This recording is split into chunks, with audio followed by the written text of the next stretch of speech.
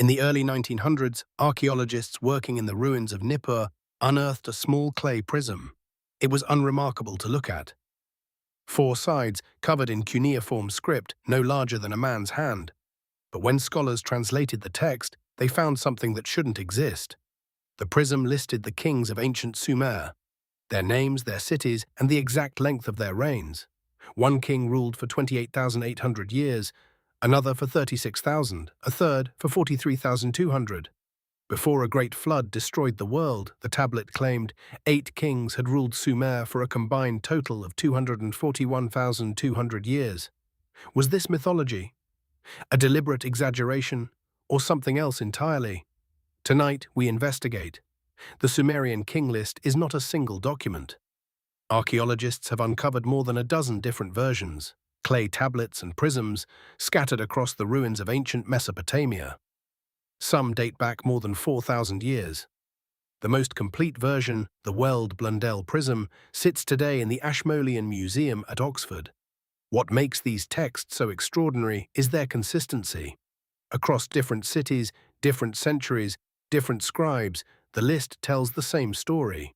A line of kings ruling for impossibly long periods, then a flood, then a new line of kings with reigns that grow shorter and shorter until they reach something that looks like normal human lifespans. This is where things become truly strange. The early kings on the list are not obscure figures. Some appear in other Sumerian texts. The Epic of Gilgamesh, the Atrahasis Epic, the Eridu Genesis. They were not invented by one scribe. They were part of a shared cultural memory that stretched back thousands of years, but the numbers attached to them defy every known law of human biology. Let us walk through the list. Alulim, the first king of Sumer. He ruled from the city of Eridu, the oldest city in Mesopotamian tradition. His reign lasted 28,800 years. Al-Algar, the second king, also of Eridu, 36,000 years. Enmen-Lu-Ana ruled from Bad Tibira, 43,200 years. Enmen-Gal-Ana, also of Bad Tibira, 28,800 years. Dumuzid the shepherd, 36,000 years. Ensipad-Zid-Ana of Larag, 28,800 years. Enmen-Dur-Ana of Sippar, 21,000 years. Ubara-Tutu of Shurapak, 18,600 years. 8 kings, 5 cities, 200 years. Then the flood swept over the earth. The mystery grows deeper when we ask a simple question. Why? Why would scribes record such impossible lengths? These were not primitive people. The Sumerians invented writing. They developed mathematics, astronomy, law, irrigation. Their civilization was sophisticated. They understood the difference between a human lifespan and 28,000 years. So what were they actually recording? Before jumping to conclusions, it is important to hear the other side. Not every scholar believes the King List is meant to be taken literally, even as mythology. Some argue the numbers serve a different purpose entirely. The dominant view among historians is straightforward. The King List was political propaganda. By claiming their kings descended from rulers who lived for tens of thousands of years, later dynasties could legitimize their own power. The longer the mythical lineage, the stronger the claim to rule. This was not history. This was a political document dressed as history. But this explanation has problems. The first is the numbers themselves. If you wanted to exaggerate, why these numbers? Why 28,800 and not around 30,000?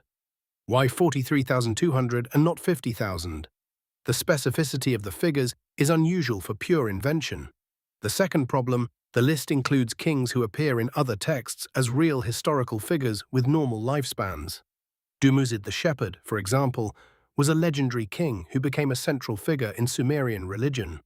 The list takes known figures and assigns them impossible ages. It is not pure fiction, it is a distortion of something real. One of the most overlooked aspects of the mystery is the astronomical connection.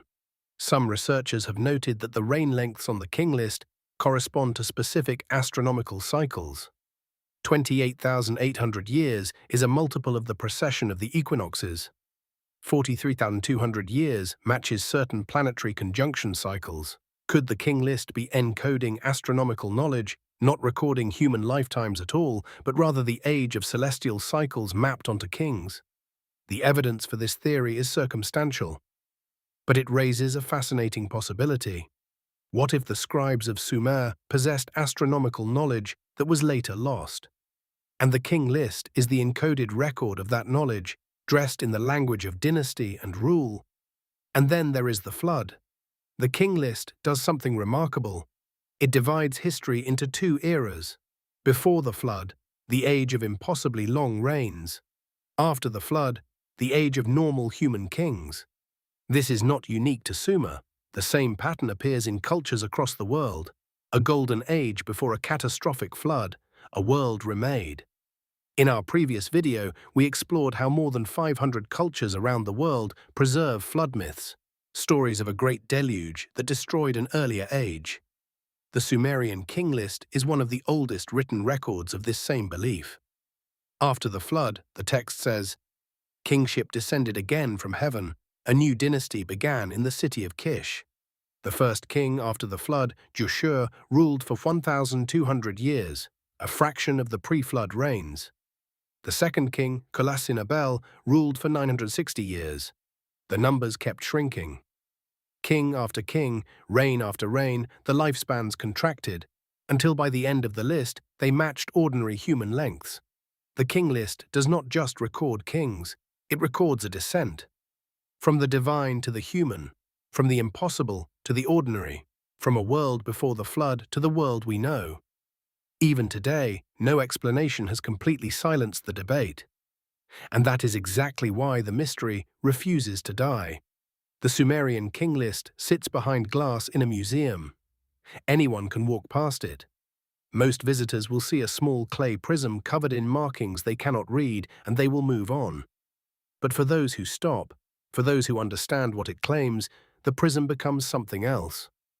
A voice from 4,000 years ago, telling us that the world was different once, that kings lived for millennia, that a flood erased an age, and that everything we call history is only the second half of the story.